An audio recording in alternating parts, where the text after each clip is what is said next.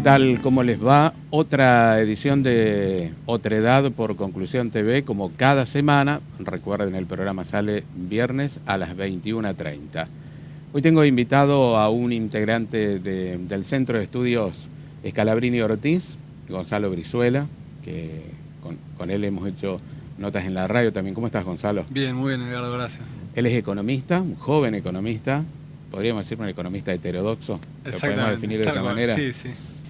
Por otros medios de comunicación y golpes en América Latina, 2002-2016, es una fecha emblemática de lo que es América Latina y los gobiernos que estaban en ese momento y cómo hizo un giro hacia la derecha, incluso gobiernos democráticos, por el voto popular. Lanina Lois y Luis Weiner son los compiladores de esta edición, que tiene el prólogo del politólogo Atilio Borón, que es uno de los directores del PLED, que es un programa de educación a distancia que tiene el Centro Cultural de la Cooperación Floreal Gorini en la ciudad de Buenos Aires. Quiero tomar de aquí, le recomiendo el libro completo, pero es demasiado como para que me extienda en leer el libro al aire, no va a ser posible. Pero dice Atilio Borón en una de las partes, dice: junto con el capital financiero, los medios de comunicación se han convertido en uno de los grandes retos que enfrenta el funcionamiento de las democracias contemporáneas. Tal como lo demuestra sobradamente el libro que el lector o la lectora tiene en sus manos, los medios han sido protagonistas fundamentales en los planes de desestabilización de gobiernos progresistas o de izquierda en América Latina y el Caribe. Allí, donde se desata una ofensiva destituyente, vemos a los medios ocupar los puestos de vanguardia. Son la punta de lanza de las coaliciones restauradoras que intentan poner fin al ciclo progresista iniciado en la región a finales del siglo pasado y que, aún con dificultades, sobrevive hasta el día de hoy. La documentación que entrega este libro, al examinar cada caso en profundidad, será, por eso mismo, un material valioso para el imprescindible e impostergable batalla de ideas que debemos librar para avanzar en la progresiva democratización de los medios de comunicación. Tal como sostenemos más adelante, si el espacio público o los medios de comunicación que constituyen un sistema nervioso no pueden ser democratizados, la democracia política poco a poco se irá vaciando de contenido y se convertirá en una rutina intrascendente y castrada de potencialidades transformadoras. Hay aquí ahora, en el párrafo siguiente, algo que es para destacar. No le digo que preste atención, pero eso es lo que estoy buscando. El control de la opinión pública, de la conciencia de la ciudadanía, por parte de los grupos dominantes, fue motivo de preocupación de los padres fundadores de la patria grande. Simón Bolívar, por ejemplo, concebía a la opinión pública como la primera de todas las fuerzas políticas, razón por la cual le solicitó a uno de sus colaboradores, el tal Fernando Peñalver, que le enviara de un modo u otro una imprenta que es tan útil para los pertrechos. Como una dotación de algo más de 500 libros, José de San Martín fundó en 1821 la Biblioteca Nacional de Lima, convencido de que la ignorancia era la columna más firme del despotismo de la corona española en América. En línea con esta actitud, Bolívar evoca en su célebre discurso de Angostura que nos han dominado más por la ignorancia que por la fuerza. Esto alguna vez lo ha dicho Chávez, así que no es una frase que no se conozca. Y José Martí recordaba en las postrimerías del siglo XIX que trincheras de ideas valen más que trincheras de piedras. Fidel, digno heredero del apóstol, convocó hace ya unos 30 años a librar la batalla de ideas, al comprobar que el fracaso económico y político del neoliberalismo no se traducía en la conformación de un nuevo sentido común post-neoliberal. Dicho esto, es la presentación para que hablemos de temas económicos.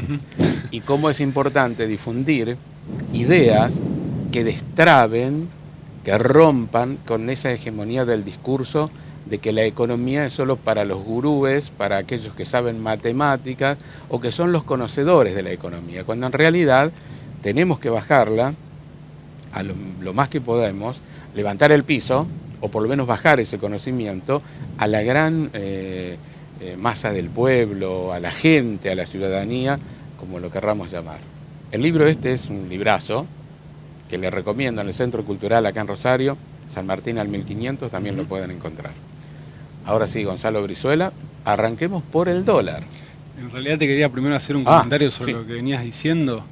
Es muy interesante la cuestión esta de cómo se fue concibiendo la economía a lo largo del tiempo. Antes, digamos, los primeros economistas, los clásicos, los padres, digamos, los clásicos de la economía.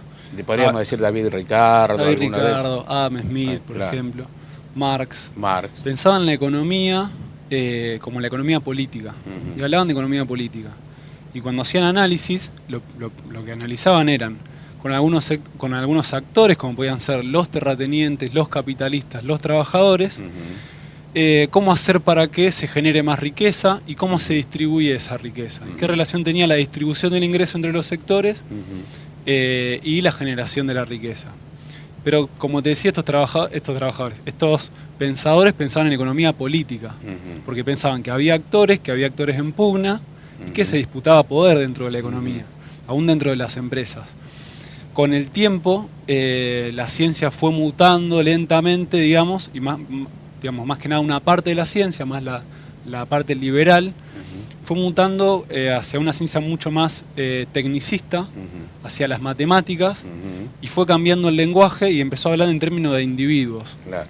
Y la palabra política pasó a ser vista como una mala palabra. Claro. Entonces, la economía, con el pasar del tiempo, se fue centrando más en una ciencia que estudia el análisis de los individuos, y la sociedad se piensa como una suma de individuos, como si la suma de las partes hiciese el funcionamiento, pudiese explicar el funcionamiento de una sociedad entera. Claro.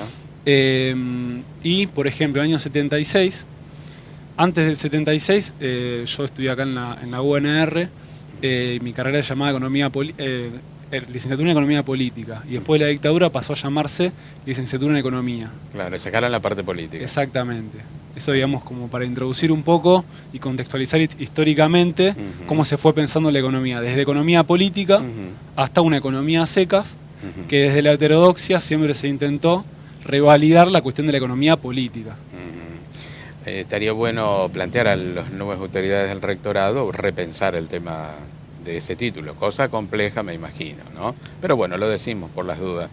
Pensaba cuando decías esto que al quitarle la palabra política quedó economía lo más individual y lo político va a lo social, ¿no? Como que justamente esa articulación se le fue quitando. Eso no impidió que, como en tu caso y otros economistas estudiosos del tema, hayan podido zafar de ese corset que se quiso poner en su momento, ¿no?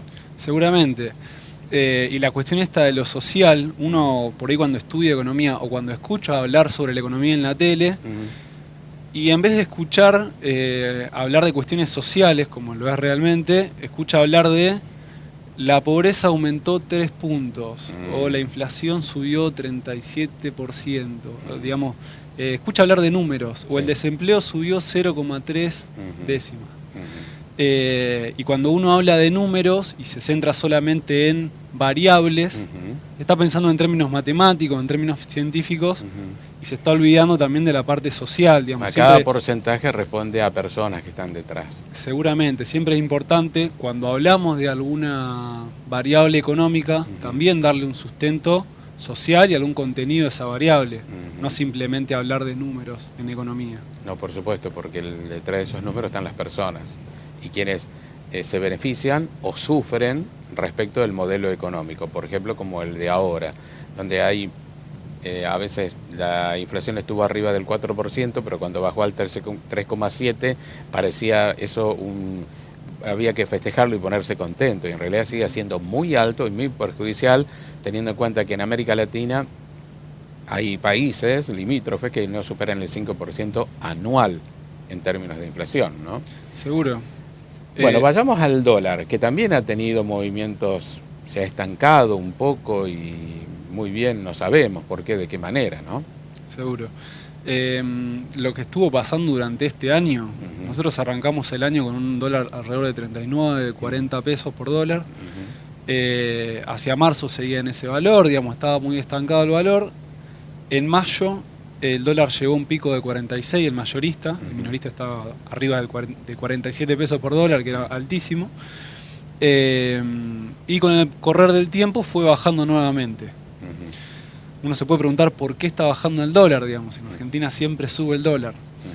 Y desde el momento en que llegó a 47 se tomaron algunas medidas de política económica importantes. El dólar estaba subiendo en una dinámica medio rara porque el Banco Central tenía muchos dólares, tenía alrededor de 70.000 millones de dólares de reserva, que son muchísimo más de lo que tenía el gobierno anterior. Tenía muchos dólares, pero estaba encorsetado y no podía utilizarlos porque el FMI le había implicado ciertas restricciones a la utilización de los dólares. No le permitía usar los dólares discrecionalmente para contener la paridad cambiaria. No podía intervenir. Exactamente, no podía intervenir en el mercado. Después de que el dólar saltó fuerte en mayo, el FMI le permitió al Banco Central intervenir y a partir de ese momento se empezó, cuando el Banco Central mostró poder de fuego, se empezó, digamos, a estabilizar el mercado cambiario. Después de eso empezaron a entrar los agrodólares, que también, digamos, estamos en época de cosecha, una época donde históricamente es la parte del año donde entran los dólares. Así que, y también tuvimos una buena cosecha dentro de todo, a comparación del año pasado, que hubo una sequía muy fuerte. Y eso hizo que se empiece a bajar un poco el dólar muy paulatinamente, y en los últimos días hubo cambios mucho más bruscos, y eso se debió ya a movimientos especulativos sobre el dólar. Que eso es lo que nosotros, la jerga, digamos, le llama la bicicleta financiera, claro, que es básicamente el hecho de que gente en Estados Unidos, gente de otros países, fondos de inversión, decidan traer plata a Argentina con la esperanza de llevarse una rentabilidad muchísimo mayor. ¿Por qué lo hacen hoy y no lo hicieron antes? Porque hace también muy pocos días la Reserva Federal de Estados Unidos anunció que la tasa de interés iba a empezar a bajar paulatinamente, que es lo opuesto de lo que pasó el año pasado. Claro. El año pasado, cuando la Reserva subió la tasa y se mezcló con muchos factores internos, hubo una crisis fuerte. Ahora como que se está dando lo opuesto. Y en las condiciones actuales, con agrodólares, con especulación financiera y de esta forma, y con las reservas que tiene el Banco Central y que las puede usar, el gobierno probablemente pueda llegar a las elecciones con cierta estabilidad cambiaria. Eso es muy probable. La pregunta después de esto, porque nosotros el año pasado tuvimos un periodo de crisis muy fuerte por el dólar. Entonces la pregunta sería, ¿esta estabilidad cambiaria nos va a llevar a un proceso de crecimiento económico y una prosperidad? Parece poco posible. Parece muy poco probable.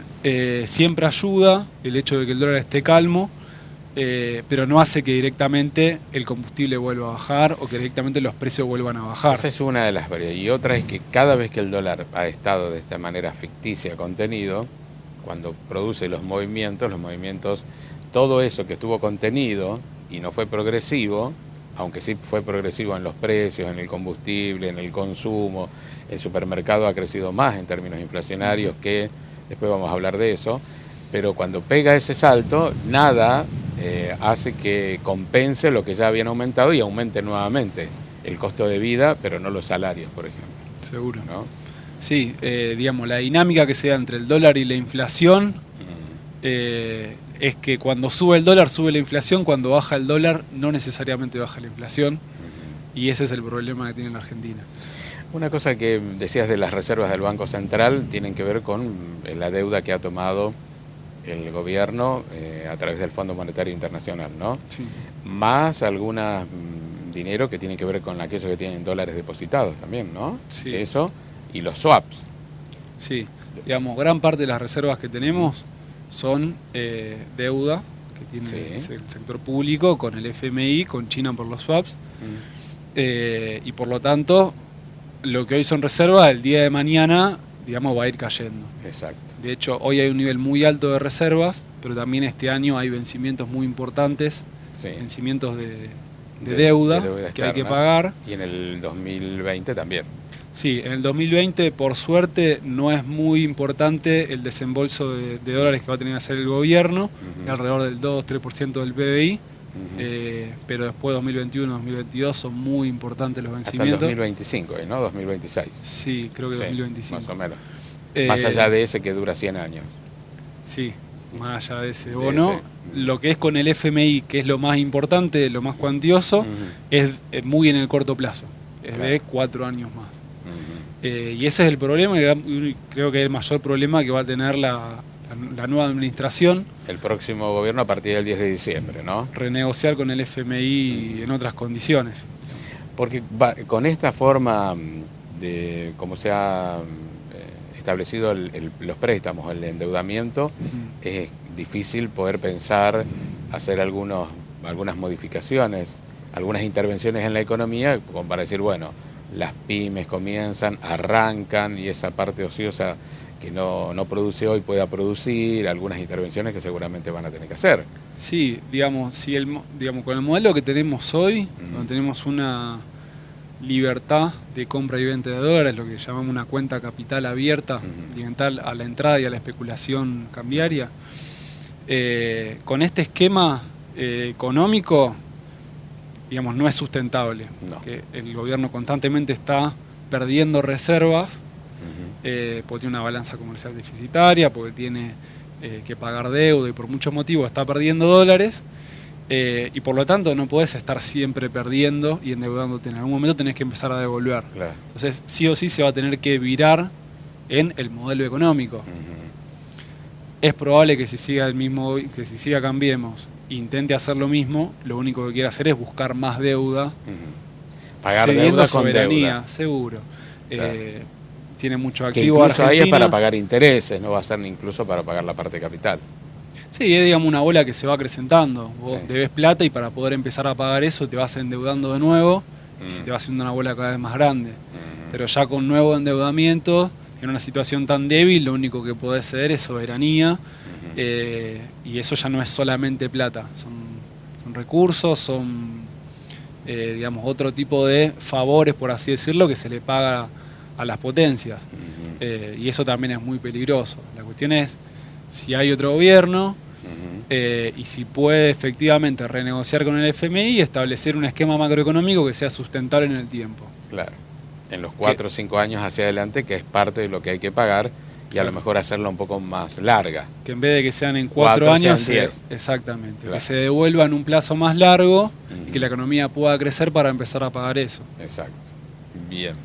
Otro tema es el tema que hay un informe de ustedes sobre el tema de consumo y supermercados, ¿no? Me refiero al Centro de Estudios de Scalabrini Ortiz, que preside Andrés Aciaín a nivel nacional, y aquí están Cristian Nieto, Gonzalo Brizuela, Celina Calore, Belén, bueno, somos muchos compañeros. Sí, es bueno el trabajo que ustedes hacen, porque hacen un trabajo de investigación, no de escritorio solamente, a eso me refiero, ¿no? Seguro, bueno, muchas gracias. Sí, en el Centro de Estudios Scalabrini Ortiz, nosotros mensualmente hacemos un análisis del consumo santafesino. Vamos a ver algunos gráficos ahora cuando el director disponga, para que se entienda un poco más cómo son esas curvas y gráficos, digamos, que dan lugar a que se pueda comprender un poco más. A veces hay que detenerse, seguro, ¿no? Porque parece que también fuese una cosa compleja. Es simplemente detenerse frente a los gráficos y poder comprender las evoluciones y los descensos que ha habido, ¿no? Seguro. Por ahí los precios han avanzado mucho, pero ha descendido el consumo y han descendido los ingresos, ¿no? Seguro. ¿Qué variables toman ustedes? Bueno, en el gráfico, digamos, lo que se ve es, por un lado, digamos, en el gráfico lo que se ve básicamente son números, muchos números, lo que hoy dije que cuando hablamos de números tenemos que darle un poco de contenido sí o sí para entenderlo.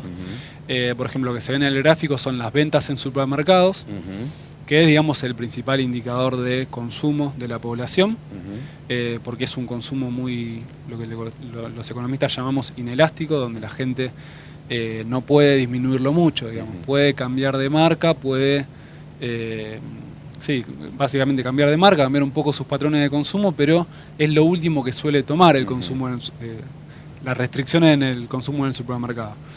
Y lo que tenemos es que en los últimos meses viene cayendo en forma importante. más de 15% en la provincia de Santa Fe. ¿En los últimos meses, qué sería? ¿En los últimos 6 meses? Sí, nosotros lo que mostramos son los últimos 4 meses. 4 meses, bueno. El último cuatrimestre. Y depende de la variable, porque hay variables que se presentan con un poco más de retraso, otras no. Estamos casi en un 4% promedio de caída mensual. Más de 10% de caída mensual, más de 15% de caída mensual. Ah, 15% mensual. No, en realidad las comparaciones son interanuales. Interanuales, está bien. Las comparaciones serían interanuales. Bien, bien. Y bueno, eso digamos con respecto a las ventas de supermercado, que es la variable más importante. Después también si vemos lo que son las ventas de autos 0 kilómetros, que también es una variable interesante porque muestra un consumo más superfluo. Cuando uno se compra un auto o cambia el auto, cuando tiene un ahorro, cuando tiene más plata, y es el primer sector que se ve golpeado ante una crisis, porque es el primer consumo que uno deja de hacer. Y lo que vemos es que en forma interanual, la venta de autos 0 kilómetros cayó un 50%. Un 50%. Digamos, de mayo a mayo. Sí, no fue solo en mayo, digamos. Hace por lo menos 4 meses que se está cayendo en esa cuantía. Más del 50% o más del 45%. O sea, para pensarlo de otra forma, mientras que el año pasado de cada 100 autos que se vendían el año pasado, este año se venden 50. Y estamos en un nivel de ventas similar al del año 2008. O sea, estamos en un nivel de ventas similar al de 11 años atrás. 11 años atrás. Además hay autos producidos que están ahí esperando ser vendidos, con lo que implica que no se van a producir tantos autos y esto hace que las automotrices dejen en suspenso a los trabajadores. Sí, esto digamos sería venta de autos. La venta de autos incluye tanto autos locales como importados. Sí, está bien. Ahora, lo que es producción de autos es producción para el país, que se ve afectada porque la gente compra menos, y producción para el extranjero, principalmente Brasil, algo en México, otros países. En esos acuerdos de importación-exportación que hay. Exactamente. Y tiene que ver con eso. Por ahí cuando Brasil está bien y Argentina no tanto, se puede sostener la situación de los trabajadores. Cuando le va mal a los dos países es cuando empiezan las suspensiones, despidos, cierres de plantas. Pensaba que a lo mejor en el 2018 se proyectaron vender una cierta cantidad de autos, no se vendieron, esos autos fabricados quedaron. Sí, imagínate que es un costo altísimo lo que es la logística de tener miles de autos frenados en un galpón. Claro. Uno tiene, digamos, cualquier empresa lo que intenta hacer es minimizar los costos de almacenamiento, tratar de que haya mucha rotación para no tener que tener mucha mercadería guardada y gastar plata alquilando galpones, por ejemplo. En caso de los autos, que son bienes muy grandes, tienen un costo muy alto por el hecho de tener los autos sin vender, que también se van deteriorando, obviamente, tienen muchos costos. Por eso, digamos, el sector automóvil tiene una crisis importante. Claro, porque el modelo de Ford era de producción en serie y las ventas se regulaban de acuerdo a la demanda. En cambio acá hacen al revés, producen de acuerdo a la demanda, pero la demanda cambió. Entonces eso los agarra también de sorpresa. Venían vendiendo 700, 800 mil autos por año y esa venta se cayó a la mitad. Seguro. O por lo menos, cercano. Y lo que se quiso hacer desde el gobierno es tirarle una soga, ayudar un poco a la asociación de productores de autos y largaron un plan en el cual se hacía un subsidio entre la asociación y el gobierno para poder vender autos. Pero según los trascendidos de prensa ya de los diarios más importantes del país, no se va a continuar el mes que viene porque tampoco arranca, digamos, ese plan. No. Aparte, poner un auto de 600, 700 mil pesos, 50 mil pesos menos, alguien que va a tomar ese compromiso de pago tiene que estar seguro que lo puede pagar. No le cambia la ecuación. De hecho, está bien que te descuenten algo, pero hay un problema de decisión, ¿no? Es decir, ¿quién quiere cambiar el auto en este momento? No, seguro. Y también hay algo importante que es que la modalidad de venta de autos de los últimos años se basó mucho en lo que eran los planes de ahorro. Y hoy hay mucha gente que se quiere deshacer de esos planes de ahorro porque tienen unos costos ocultos que son muy grandes. Sí. Y en una situación de crisis donde uno llega con lo justo a fin de mes, tener que pagar una cuota por un auto que aún uno no tiene. Claro, estás pagando por algo que no tenés. Estás pagando por algo que no tenés y son cuotas muy altas y se dificulta mucho vendérselo a otra persona en un contexto de crisis. Entonces, para el que ve que un amigo no está sufriendo con ese autoahorro, también es difícil decir, bueno, yo también me meto en eso. No, claro, seguro. Pero vos uno lo piensa 2 veces. Aparte preguntás y demás. Hace poco escuchaba a alguien decir que, más allá no me voy a meter con los vendedores de autos, ni de heladeras, ni de lavarropas, que no se trataba tanto de buenos vendedores, que de hecho es importante tener a alguien que sepa comercializar y un buen vendedor, sino también había una ayuda porque la gente demandaba, ¿no? En un mercado demandante hay un vendedor triunfante, para hacerlo sonar un poco en rima. En cambio, vos podés ser un muy buen vendedor, pero si el mercado no te demanda...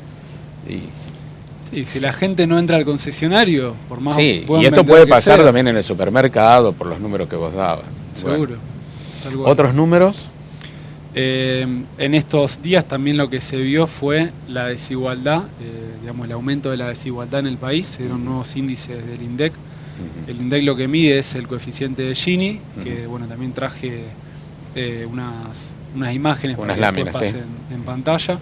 Que lo que muestra básicamente el coeficiente ese es cómo evoluciona la desigualdad en el país. Cuando más se acerca a 0, es un número. Es un número, de 0 a 1, ¿no? De 0 a 1. Cuando más se acerca a 0, mayor es la igualdad. Cuando más se acerca a 1, mayor es la desigualdad. Esto podríamos, pregunto también, ¿no? Para entenderlo bien. La redistribución del ingreso, la proporcionalidad de lo que produce un país en términos de PBI, cuando está más cerca del 0 es que todos tienen posibilidades de hacer verse beneficiado por lo que produce el país. Cuando se acerca más al 1 es que la inmensa mayoría no está siendo beneficiada por lo que produce el país. Sí. Porque lo que habla es del ingreso, digamos, claro. no de la riqueza, no de si uno tiene una casa no, habla del ingreso. La plata que le entra al bolsillo. Sí. Entonces, cuando más desigual es que uno tiene un salario muy bajo en relación a el que tiene mucha plata. Claro. Y para ponerlo los que más tienen son cada vez menos y los que menos tienen son cada vez más. Tal cual, tal cual. Para ponerlo en número... el primer trimestre del 2018, la gente digamos, el 10% más pobre de la población cobraba 20 veces menos que el 10% más rico de la población. 20 veces. 20 veces. Y en el primer trimestre de este año, pues las comparaciones siempre se hacen año a año para tratar la estacionalidad. En el primer trimestre de este año, la gente el 10% de más ingresos de la población cobra 21 veces más que el 10% de la gente que menos tiene. Claro. Eso es y después se da proporcionalmente en los otros espacios de la sociedad, en los otros niveles de la sociedad. Tal cual. Pero bueno, el dato fuerte es eso, es un dato, obviamente un dato triste, que también se asocia a la pobreza. También en estos días se dio a conocer que entre octubre y marzo la pobreza a nivel nacional es del 35%, tanto el Instituto de Trabajadores Estatales de Buenos Aires como la Universidad de Itela salieron estos días con un número muy similar, de 35%, y que aumente la desigualdad del ingreso, que aumente la pobreza, no extraña en un contexto de crisis económica, pero que a su vez se genera una transferencia de ingresos muy grande desde toda la población hacia ciertos sectores de la economía. El sector financiero, el sector agropecuario, el sector energético, claro, son los únicos ganadores. Sí. El resto de la población está cada vez peor. Hay una cosa que también se produce en este último tiempo, y no sé si ustedes la tienen estudiado, pero lo comento, que hay un alto nivel de desocupación y hay una demanda de parte de los ocupados, ya sean registrados o no, que salen a buscar un segundo trabajo o algunas horas más. Seguro. Así que sumás, tenés desocupación y una doble demanda del desocupado y de aquel que está ocupado, pero los ingresos no le alcanzan.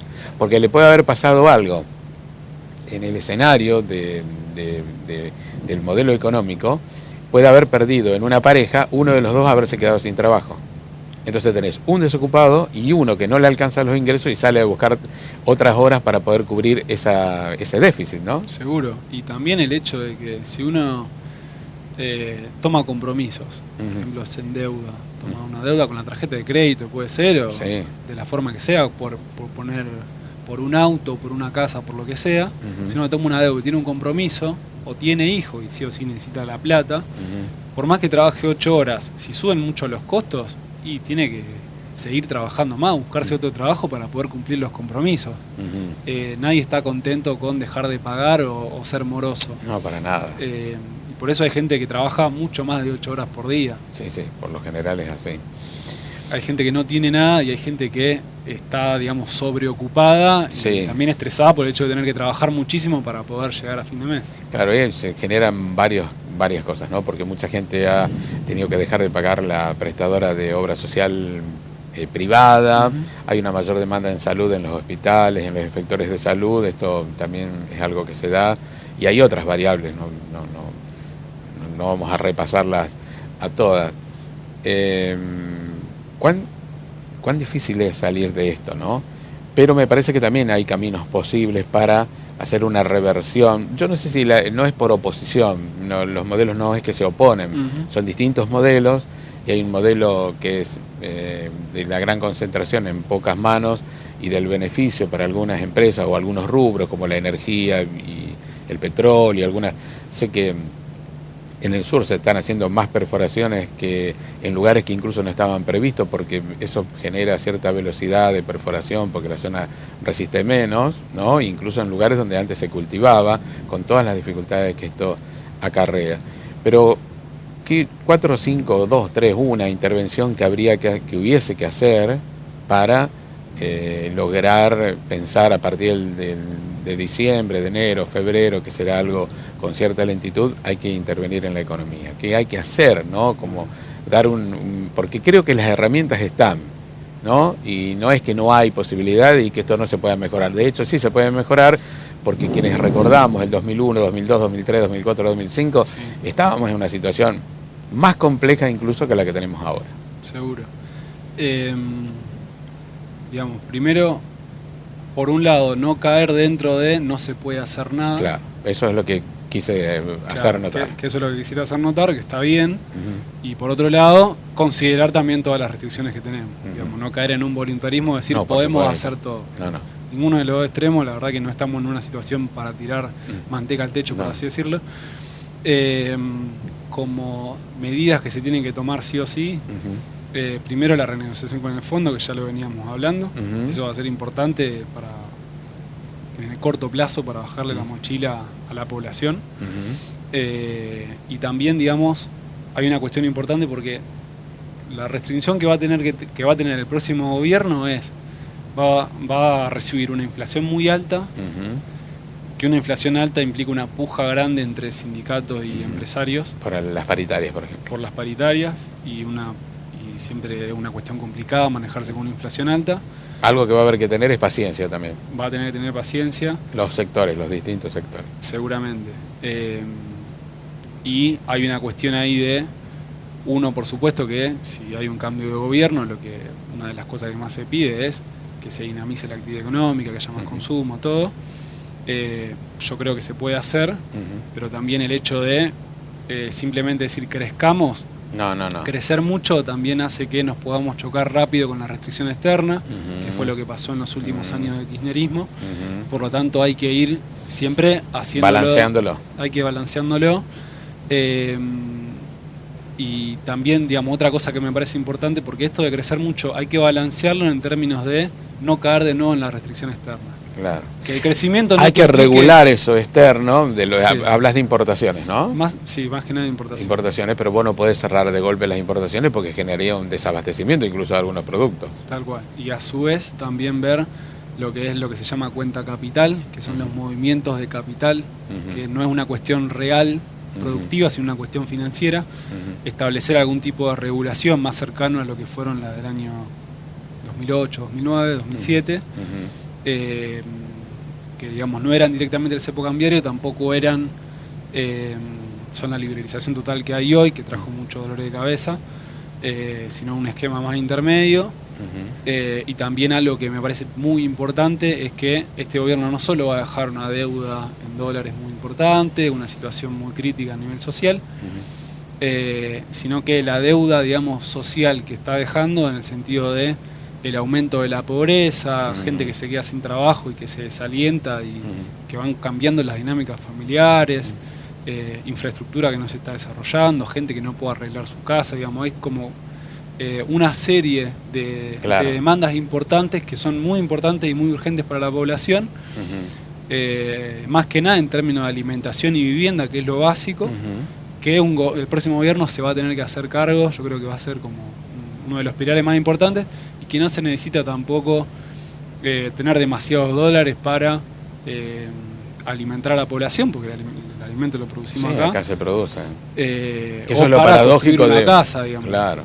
Trabajo, digamos, gente para trabajar hay. Gente que quiera trabajar y que esté buscando trabajo hay. Hay un montón, lo que hay que generar esas posibilidades. Exactamente. Por último, y desde ya te agradezco que hayas venido y todas las veces que te he convocado para la radio también, a todo el grupo del Centro de Estudios de Scalabrini Ortiz.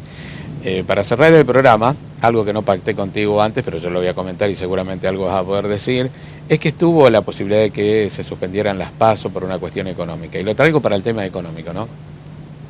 Más allá de que la democracia requiere de recursos y hay que alimentarla con recursos, la democracia es una de las mejores herramientas que tiene, con todos los errores corregibles hacia el futuro que podemos hacer quienes participamos, ¿no?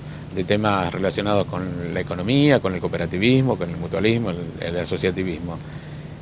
Más hemos perdido con los intereses que se pagan por las LELIC y por las LEVAC y por todos los papeles esos que circulan por los foros económicos donde se benefician unos pocos, ¿no?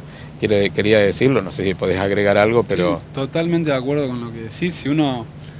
A ver, el hecho de decir que no se hagan las PASO era solamente por una cuestión económica. Y si uno dimensiona lo que sale en las PASO en relación a cómo se despilfarraron los recursos... Más la fuga de capitales también, que no hablamos de eso. Sí. Eso es otro tema, la fuga de divisas. Un tema muy interesante y muy complejo también. Si uno compara lo que sale en las PASO y los que nos salió... los que nos salieron las LELIC, las LEVAC y todos los instrumentos financieros que hizo el gobierno nacional, la verdad que es ínfimo. Podrían haberse preocupado por administrar un poco mejor los recursos durante los últimos 4 años y no centrarse en un día de elecciones.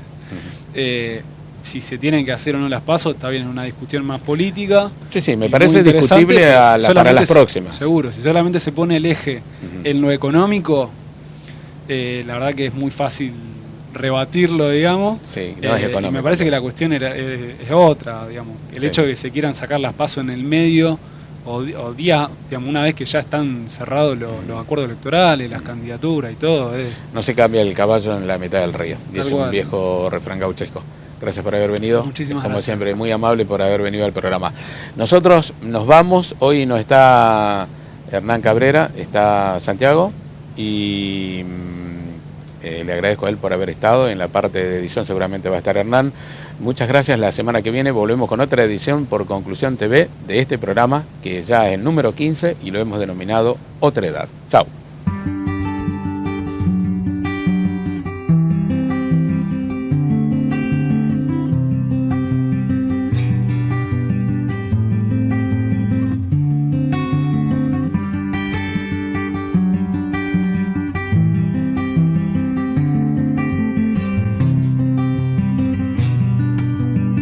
Otra edad.